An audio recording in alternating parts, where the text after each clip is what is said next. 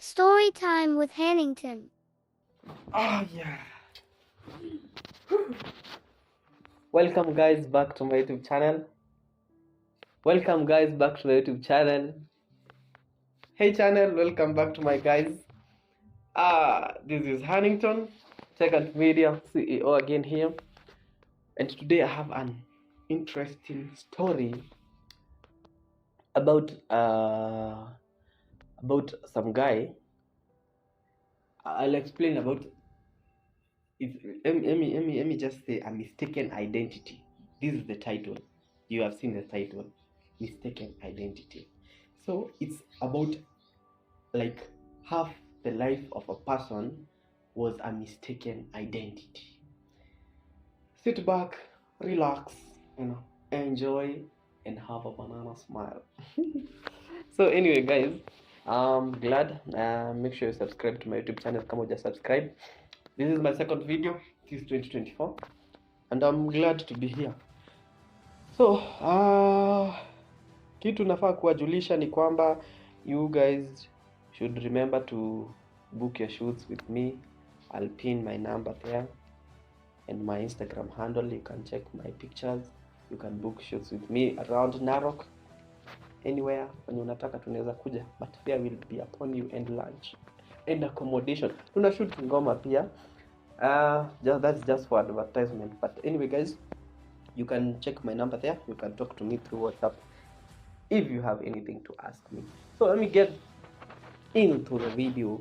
Let us get into the video. Let us get to the story. So guys, I don't remember when, and I will use a fictional name and fictional town for this story, but it's a true story. It's like movie based on true story. This is a story based on true story. So let's call this guy Alberto Garcia. Alberto Garcia is a lastborn in their family. Alikuwa na sister mkubwa na alikuwa na second born brother and both parents, and these guys were living in Peru. No, they were just in a tuseme average family. Walikuwa naishi poa, mzee alikuwa na provide, madhe alikuwa na wacheki vizuri, and these guys were in school na walikuwa wanasoma. It comes to a point that their father gets a job abroad, outside their country, and the job he gets is in Mexico. And what this guy knew, one thing alikuwa nayo kwa heart ni ati haezi acha familia yake nyuma. Sio wale watu like when they get something abroad and they have family wanawaacha. If it is possible, it's good to just move their family, because uko job utaenda kukaa for a long time, unarudi kuona after a long time kutakuwa na ile connection inapotea. But anyway, this guy gets a job in Mexico and anaamua kumove out, move in Mexico na familia yake. Anabebana na Alberto Garcia na brother yake na sister yake mkubwa. So when they get to Mexico, life becomes a little bit different, because Mexico kuna vyenye kuna kuanga na uhalifu gang ina record. Okay, kuna I had to confirm, kuna kuanga na uhalifu, kuna gang, kuna mambo za drugs, kuna mambo za vita. So most people there, when they are even in a tender age, wanajihusishanga kwa gangs zenye wanatumianga ku stay in the streets. Unaona ghetto kama hapa Kenya kuna Kayole, uingia Kayole, Kayombo Tole ama Githurai, utapata huko kuna gangs ya wasee penye wana live. So for you to survive in the street, you have at least to be in the gang. Otherwise kama udai hivyo, wewe ingia shule, soma, jitafutie riziki ya maana kwa maisha, wachana na watu ambao wako na joto ya ujana. So what happens, this second born yao ya kina Alberto wakienda Mexico, anatend kujoin a certain gang due to he felt like he's a man. So anajoin a certain gang yenye wanakuanga wakifanya uhalifu nayo, kuiba watu, petipeti, thieving, nini vitu kama hizo. So it comes to a point in between there, Alberto was very serious na his life. Alikuwa anasoma, alikuwa anapenda masomo vibaya sana, lakini brother yake second born, he was just a joker. And their sister, when walifika Mexico, because he was big, alikuwa amaliza shule akapatanga job in a certain company, and the owner of the company married the girl. So the girl is in a better place. Amekuwa married na owner of a certain company. I don't remember what the company was for, but it was a big company. Second born huyo amejiunga na gang. Huyu kijana bado anasoma kwa around 15 there, bado yako shule anasoma, ana focus na masomo yake, very focused. So it comes to a point that in between there, brother yake wakiwa kwa hiyo gang, kukakuwa na vita between two different gangs, and it comes to a point like this guy get killed by people from another gang when they were in a fight. And so when the brother was killed, it was so devastating news to the family. While feel vibaya because this was the son to the parent, this was the brother to Alberto, and the brother to their firstborn. They lost one child. It's painful. And so what happens, venye tu kunaendaga investigations zikafanywa, wenye walikuwa wakashikwa, what happened, but eventually they lost one of their own. And this ilikuja kuchange life ya Alberto, because Alberto alifeel vibaya venye brother yake aliuliwa, and so Alberto akaanza kufeel like he really needed to do a revenge for his brother. Now kumbuke bado wako shule, ako very focused na masomo, but sasa hii kitu ilianza kumsumbua, akaanza kufeel no, I need those guys who did that, I need to get justice by myself. And so Alberto did this. Alianza kupotelea masomo kidogo bila kujua. Akaanza kufikiria venye anaweza form a gang yenye anaweza fanya revenge for the brother who died. And so anaanza kujiunga na certain bad people, bad influence. Watu definitely wanatumia miadarati, ndio wanakuwa kwa hizo gangs nini, wana hold at guns nini, is bad boys. So akaanza kujiunga nao watu, and without knowing, in 2 years time akajipata amepotea kwa line ya masomo na kujiunga na gang, na akaanza kukua under the influence, yani akaanza kutumia bangi. Na ilileta ngori juu mazee, life yake ilianza kuchange. Wazazi wake wakaanza kuwa frustrated. Second born amededi, last born ndo huyu anataka kujiingiza kwa mambo za bangi na miadarati na kwa gang wenye waliua brother yake. And so this was a devastating news to the parents, but they wangeweza kufanya kitu, because now the guy alikuwa anajifeel like now I can do what I want because I'm big, na akakataa shule, and the guy starts using bang and selling bang. And so it comes to a point that hata alikuwa ameshikashikwa na polisi, one juu ya miadarati nini akaachiliwa. Another thing, kuwa in possession of a gun at the age of 17, possession of a gun, but hiyo ikaenda hivyo tena akaachiliwa. But now the problem comes here, ni kama wenye mnaonanga nikaa kila watu wote wako na rasta wanavuta bangi, au ni wamama ushago wanaona hivyo anyway. So it comes that if you get yourself in some trouble, ama unakaa troublesome because you are using drugs, when things happen, you tend to be the one who did them when bad things happen.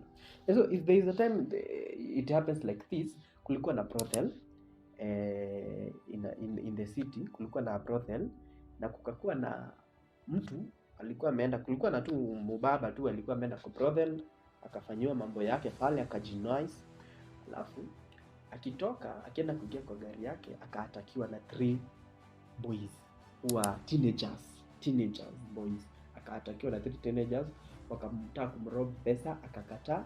They stabbed the guy, wakampiga na akadedi. And now polisi wakakuwa alerted, ukuja Alberto alikuwa anapita. Alberto was around there.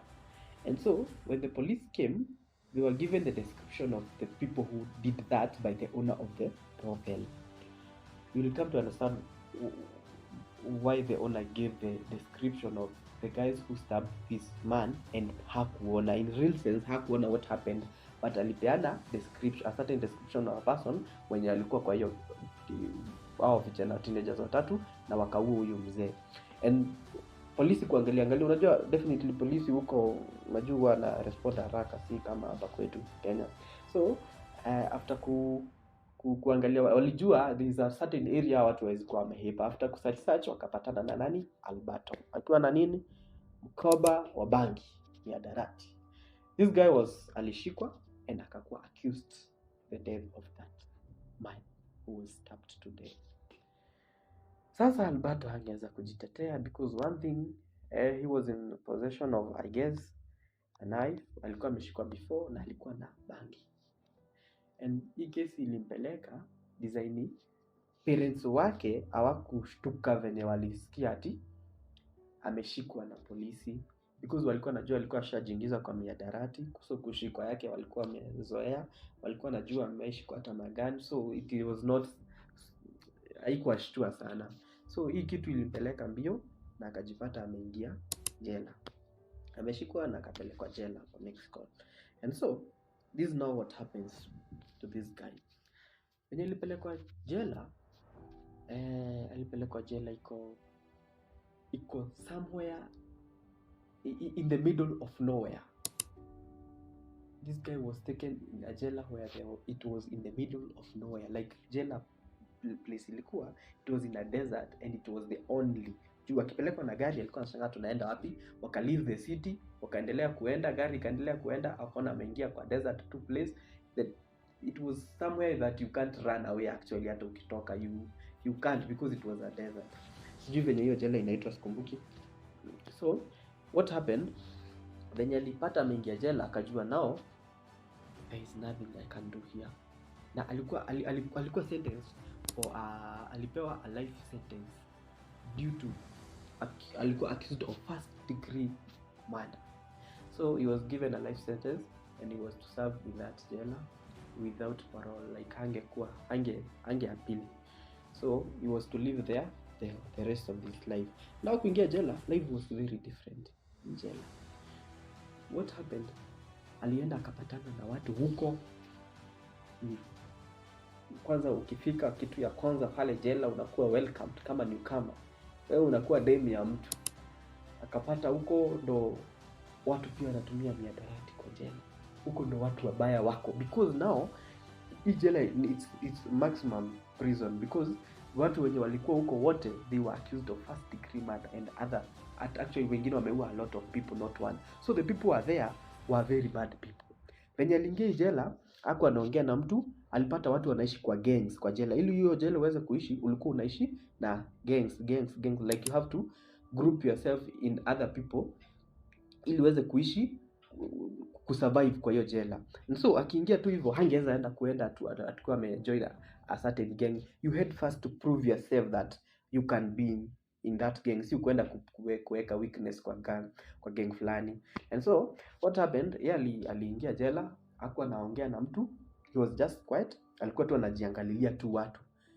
And he didn't want to prove that he's an easy prey. An easy prey like wangeona wewe wanaweza kupata haraka, these guys would use you, wakushike, wakurape. Juu place aliyekwa jela huyu jamaa alikuwa analala, alikuwa analala juu, jamaa alikuwa analala chini. Kuna watu walikuwa na break, walitoka kwa jela zao hizo tu rooms, wanakuja wanaingia kwa hii jela, wanafanyia kijana ile mambo. Alberto wako pale juu, amelala, nituka gazeti anasoma jela, anajaribu ku avoid to see what these guys are doing, ama concentrate with what they are doing, because he didn't want it to happen to him. Na alikuwa anaona daily how this guy mwenye alikuwa anaishi naye alikuwa anakuwa traumatized because of what was happening to him. And so Alberto knew one thing, I can't want to prove myself that I'm weak, because this guy will misuse me like they are misusing the guy who is hapa chini yangu. Ndo alikam kulan kwa hiyo jela kulikuwa na ule inmate mbaya sasa mwenye alikuwa na control hadi polisi.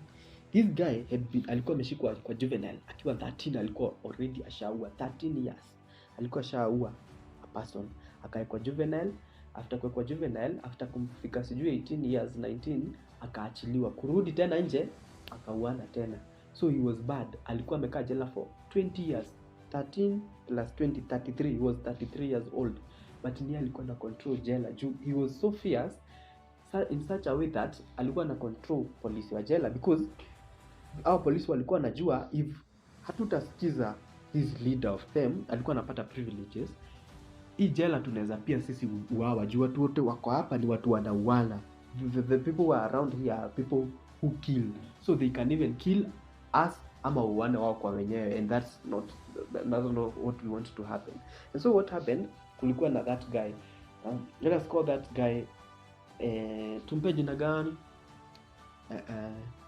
this guy the director, nipe jina nipatie huyo mtu. I want to give this guy was so bad, ni alikuwa na amekaa jela for a long time. I want to give a bad name to this guy. Kuna huyu jamaa tulikuwa tunawatch movie ya Nigeria, alikuwa anaitwa aje? Tulikuwa tunawatch movie ya Nigeria. Okay. Ndakati. Alikuwa anaitwa aje? Ilikuwa ya kale katoto kalikuwa nini, hakaoni, kakakuwa attacked, alikuwa anaendesha nduthi, kilikuwa kinaendesha kwa Guardian Angel. Alikuwa anaitwa aje? My watch Guardian Angel. Ujai watch hiyo movie? Hayo aligai. Watu wa 2004. Haya. Alikuwa anaitwa aje? Acha tumuite Gandia, but something like that. So this guy, let's call this guy Gandia. So this guy was the baddest in the jailer. So what happens, one day wakiwa tu huko nje kwa nini, okay, venye Alberto aliona kuna gangs na alikuwa anaona venye watu wanaatakiana, alijua hakuna weapon ako nayo kwa jela, so to defend himself he had to think of something. Kulikuwa na watu tu walikuwa wanachukua vijiko zenye wanakula nazo, wana sharpen, zinakuwa knives, wana sharpen objects. Wengine mawe pia wana sharpen mawe, inakuwa sharp object yenye wanaweza kuattack nayo. So what he thought, he had a toothbrush, you wana brushing meno. So what he did, alikuwa kila siku ana sharpen toothbrush yake kwa wall ya jela hadi ikakuwa so sharp such that inaweza kukustab kitoka ikakustab. So what happens one day, akiwa uko jela, ameishi sasa, amechapa 5 years. What happens, no 5 years, 2 years, na bado hata hajaipata gang, but hajaikuwa in any case ama nini ama kuletwa juu, because alikuwa na play low key.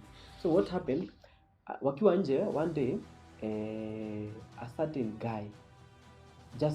guy who was bad still kwa gang flani akamuona, akaenda akamkuta kwa fence place alikuwa amesimama, akakuja kumwattack, akakuja akamchapa header moja ding. Sasa wanataka kumuonyesha like this guy you can, like ni uchokozi tu wa jela, because now they wanted to misuse him, alikuwa anataka maybe kumrape. And so Alberto venye aliona hivyo, amepigwa, akafeel kama amekuwa weak, venye alikuwa anakula tizi akiwa jela, so pia yeye alikuwa ameanza kujenga na kuwa ngumu. Venye alipigwa hivyo akaona hapana, siwezi hata kama naona members wa gang yake hapa hivi, siwezi kaa tu hivyo, huyu jamaa ataniattack na watanianza kumisuse, wajua wataona amanizi prey. What he did, ile brush yake alikuwa tu nayo bado, alichomoa akachapa huyu jamaa toothbrush 3 za tumbo kumstab. Huyu jamaa venye aliona amestabiwa mara 3, akaanza kutoa damu, akajishikilia na akamove away, na hawezi taka polisi wajue actually hata wao. And so what happens, pia yeye akaondoka na hao gang members wenzake wakaogopa, wakashtuka, huyu jamaa amekuja juzi na ni mbaya hivi, wakahepa. Na hapo ndo a certain gang walionanga this guy is bad, so wakamchukua, wakamrecruit, akakuwa a member of their gang. And so they lived in wakaendelea kulive kwa prison, wakaendelea kukaa 5 years ikachapa. And now it comes to this point, one time this Gandia guy, now the bad one, yeye alikuwa na kana gang yake ilikuwa mbaya, ni alikuwa anaongea, ni alikuwa anasema, alikuwa na control jela kila mtu. And now it comes to a point that I guess alimark this guy and he wanted to rape the guy. He wanted, si kurape, alikuwa anataka kumfanyia ile kitu tuseme basi. Juu hao watu huko wanafanyanga hizo vitu, like because there are no women there, now they use other men who are weak to do that. And so alimark huyu kijana. Sasa ukijana he wouldn't allow that to happen. Alberto wouldn't allow that to happen. And so what happens, one time Gandia anakuja kwake kumwongelesha, anakuja anamwambia like he wants him to be his follower, but jamaa ako like no, that can't happen, because anajua what is about to happen here. Na Gandia ako like huyu jamaa ni nani namwambia venye nataka naye hataki. Akamwambia wewe, tutaangaliana, tutaonana. And so hiyo ikafanya Alberto aingize baridi na aanze kushtuka, akaanza kuona kinaweza umana after all, na siwezi taka. But another thing, hawezi jipeana. No, that is not Alberto, he cannot do that. So what happens, he starts preparing himself, because anytime this Gandia person can attack him. And so what happens, one time wakiwa nje, wakiwa wanaota jua, I guess kuna jamaa alikuwa tu ametumia a knife. Actually that was a spoon. Now it was, I don't know, it was a knife, it was a sharp metal. Alikuwa ametumia na ilikuwa pia na damu. I guess alikuwa amestab mtu. After ameona ni kama watashikwa na hawa polisi wakisachiwa, juu every time wakitoka wakinge walikuwa wanasachiwa. Akaona atashikwa, akaitupa kwa nyasi. So polisi akipita one day akapatana na hiyo kisu. Kupatana na kisu, akaambia kila mtu lala chini, because that's the strategy. When kumepatikana kitu fishi, nyinyi wote place huko unalala tu chini msachiwe. So kulala chini, wakaangaliwa, wakaona hawakuwa na nini. Definitely walikuwa wanajua tu venye wanaficha. So polisi akauliza, hii kisu ni ya nani? Katia akakumbuka, kuna kijana hapa alinibeba ufala last time, and I'm the one who controls things here. Akainua mkono akasema, mimi najua ni ya nani. Akauliza ni ya nani? Akapoint kijana wetu. Kijana nani? Alberto.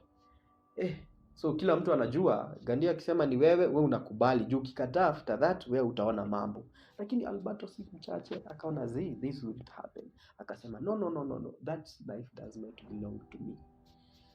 I don't know how that case went, but ilishia hapo na ikachukuliwa. Nobody was needed because of it, because haku admit ni yake. Now this made Gandia feel vibaya, na anaona kijana anambeba ufala, and now he ought to attack Alberto and teach him a lesson. So one time wakiwa tu nje bado, that day nani alikuwa amebeba toothbrush ile yake na ameficha ile sharp toothbrush yake. Akaona Gandia akikuja towards him, na si ati anakuja akimwogopa, anakuja kimwangalia, si ati anajificha. Akajua hapa this guy is coming to attack me. Akakuja akatoa, I don't know, it was a sharp metal also. Akatoa akamstab moja hapa kwa hip, na akaitoa akaitupa hapo na akaachana na yeye. And so this guy barely carrying ya kurudi, it was just about time ya kuingia kwa cell. And so he didn't want the police to know that amekuwa stabbed, so akajaribu kuficha na kushikilia. So police alikuwa amekaa kwa line wakienda kusachiwa. Nani Gandia alikuwa mbele yake kama with other two people. So venye alikuwa mbele yake Gandia akifanywa akisachiwa, venye alitana sachiwe na from kwa back, akaangalia jamaa wetu venye alimdunga na akampea ile smile ya sijui it's called what smile, I don't know, akampatia tu smile, akanice tu venye amemfanyia. And so this Alberto, juu anakumbuka akona ile nini toothbrush yake, alisikia like jamaa amenifanyia nini, this was not supposed to happen to me. Ako like no, mbona mtu misuse tu for no reason, ananiekelea vitu, anataka kuniharibia maisha nini. After all alikuwa anajua nikimstab, hata ni mstab ama aifanyikane nini, hakuna place nyingine napelekwa. Hata nishikwe na hii kisu, hakuna place nyingine napelekwa. I shall be retained here because now this is the maximum prison we are in. So alitoka place alikuwa, akakimbia, akaenda akarukia Gandia, akamstab na ile toothbrush mara kama 10, such that the guy he bled and bled to death. Hakuweza kuwa ameokolewa. Nani Alberto hakutoroka, alilala chini, akaweka mikono nyuma na akatupa toothbrush yake, hiyo sharp toothbrush yake hapo, kuoneshana surrender. Now watu wengine kuona venye amefanyia Gandia, they were like this guy is bad, alimuua actually. And now this was bad now because alirudishwa wapi? Kwa kesi tena, juu ameua mtu mwingine. Now in that jailer there was a solitary confinement. A solitary confinement is a place where mtu anapelekangwa, unaenda unakaa solo place ya torture, like unapata cell iko na maji ama there is darkness, sometimes you don't get food. Alikuwa sentenced in a solitary confinement for a whole 10 years because of killing inside the cell. So alienda akakuwa place yenye hata tokangi nje, mwangaza haonangi jua. Alipelekwa huko, penye aliingizwa huko because of killing. He had no otherwise, because now that happened, and hapo anaweza kuinteract na watu wengine. Alikuwa tu anatoa food, anawekewa hapo, ni kuchafu, kuna kaa venye kunataka, you can even die in there. But there came a point, I don't know what happened kwa serikali, but it came a point that aliweza kuappeal na akaambiwa, oh, what happened, no, I don't know what happened.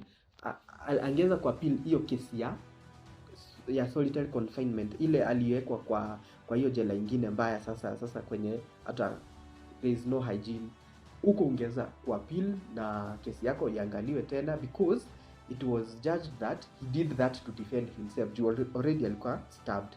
So what happened, akaambiwa na serikali actually atapewa lawyer wa serikali amuongelele, because he didn't do that to kill, he did that to protect. That was the main thing. And so now venye aliona hata niki appeal, nitatolewa tu hapa, nipelekwa tu place nilikuwa kwa jela, I'm still in jail for life.